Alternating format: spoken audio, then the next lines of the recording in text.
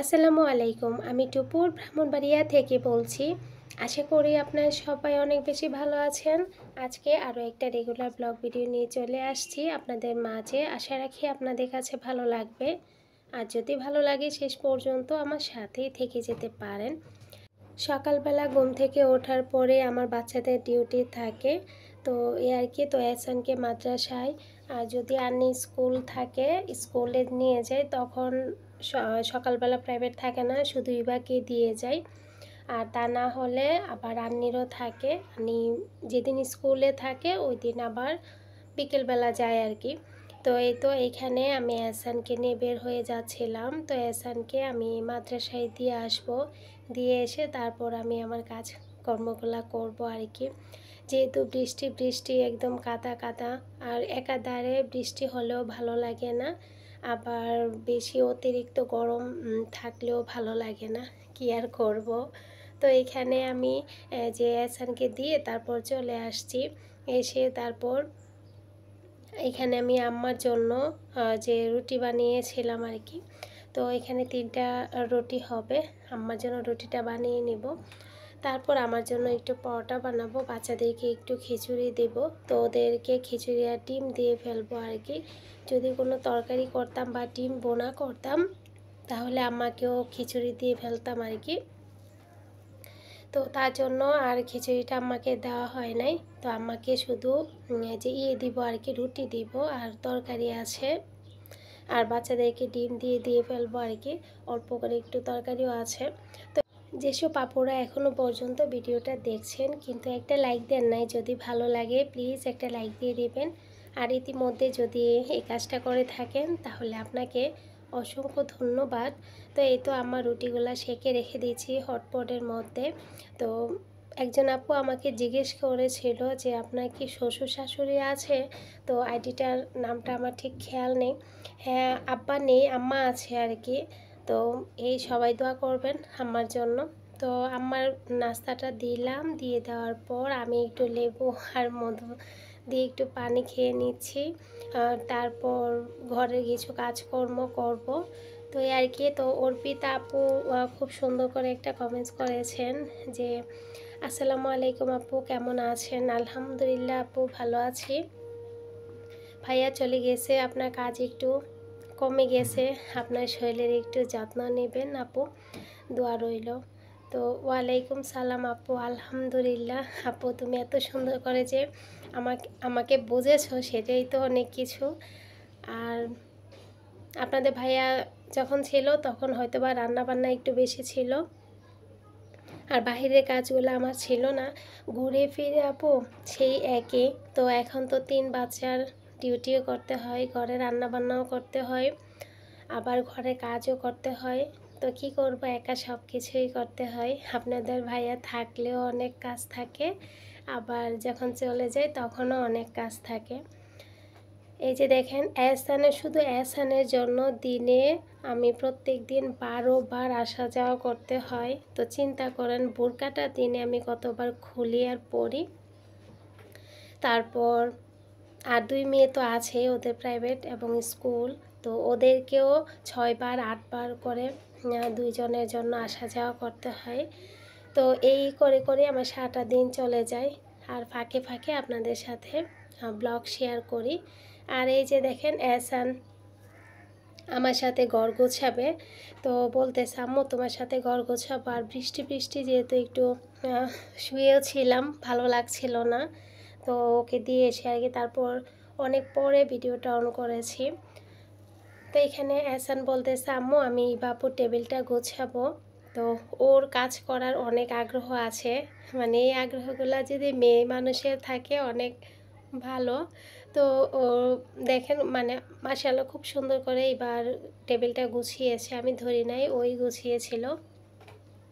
আর এদিকে আমি বিছানা চাদরটা পাল্টিয়ে নিলাম, উঠিয়ে নিলাম আর কি। তো উঠিয়ে নিয়ে তারপর একটু টেনে টুনে ঠিকঠাক করে নিব। একটা ঘরে তো অনেক কাজ থাকে, আর এই কাজগুলোই আমরা একটু একটু করে গুছিয়ে করে থাকি। আর শুধু আমি না, আপনারা তো করেন। আর যেসব আপুদের বাচ্চারা আছে সেসব আপুদের ঘর দেখবেন বেশি নোংরা হয়, বেশি ময়লা হয়। তো ঘরের মধ্যে দুই একটা ফার্নিচার যাই আছে এগুলাকে একটু মুছে নিব। ধুলাবালো তো প্রচুর পড়ে। এইসব ফার্নিচারগুলোর মধ্যে না ধুলার পরিমাণটা বেশি বোঝা যায়, কারণ যেহেতু একটু চকলেট কালার, তো এই জন্য কিন্তু এগুলা একটু বেশি ময়লাটা দেখা যায়। আর কাঠের ফার্নিচারের মধ্যে একটু কমই দেখা যায়। তো যাই হোক, আমি একটু মুছে টুছে নিচ্ছিলাম ফার্নিচারগুলা।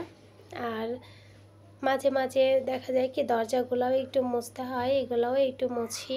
তো এই আর কি, যখন ওদেরকে স্কুল প্রাইভেটে দিয়ে আসি, যেদিন মনে করি যে আজকে ভিডিও করব, ওই দিন আবার ওদেরকে দিয়ে এসে যতটুকু সময় পাই ফাঁকে ফাঁকে একটু একটু করে ভিডিও করে আর কি, তারপর আপনাদের সামনে নিয়ে আসি।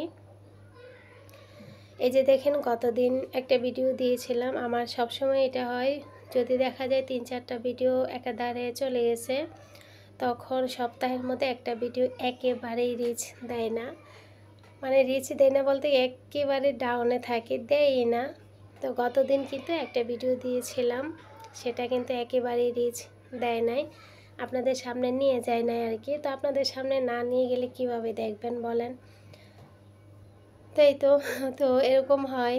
তো মাঝে মাঝে আবার গ্যাপও পড়ে, আবার মাঝে মাঝে দেখা যায় কি 3-4 দিন একটানা ভিডিও দিলাম, আবার দেখা যায় 5-6 দিন পরেও একটা ভিডিও শেয়ার করলাম। তো এখানে আমি যে ঘরটা ঝাড়ু দিয়ে একটু পরিষ্কার করে মুছে নিলাম, পাশাপাশি কিন্তু অন্যান্য রুমগুলোও আমি মুছে পরিষ্কার করে নিয়েছি। আচ্ছা, কিছু আপু আমাকে বলেন, আপু বোরকা পরে যে ভিডিও করেন আপনার কি গরম লাগে না? হ্যাঁ আপু, অবশ্যই গরম লাগে, প্রচুর গরম লাগে। মানে বোরকার ভিতরে ঘামাতে ঘামাতে একদম আমার মনে হয় কি টপ টপ করে একদম ঘাম পড়ে। তারপর ভিডিওটা শেষ করি। তো কাজ, আমি যখন ক্যামেরাটা অন করে কাজ করি তখন কিন্তু অনেক সময় নষ্ট হয়, অনেক সময় লাগে। আর যখন ক্যামেরা অফ করে কাজ করি তখন অনেক কাজ এগিয়ে যায়, মানে দ্বিগুণের চেয়েও বেশি সময় লাগে যখন ক্যামেরা অন করে ভিডিও করি আর কি। তো আর কি করব, যেহেতু ভিডিও শেয়ার করি আপনাদের সাথে, তো ক্যামেরা অন করে তো করতে হবে। আর যেহেতু এখন প্রত্যেক দিন করা হয় না, তো তার জন্য দেখা যায় কি যে আস্তে ধীরে ভিডিওগুলো এখন করতে পারি। আর এতবার আসা যাওয়া করে, বাইরে আসা যাওয়া করে আমি আর পারি না আর কি।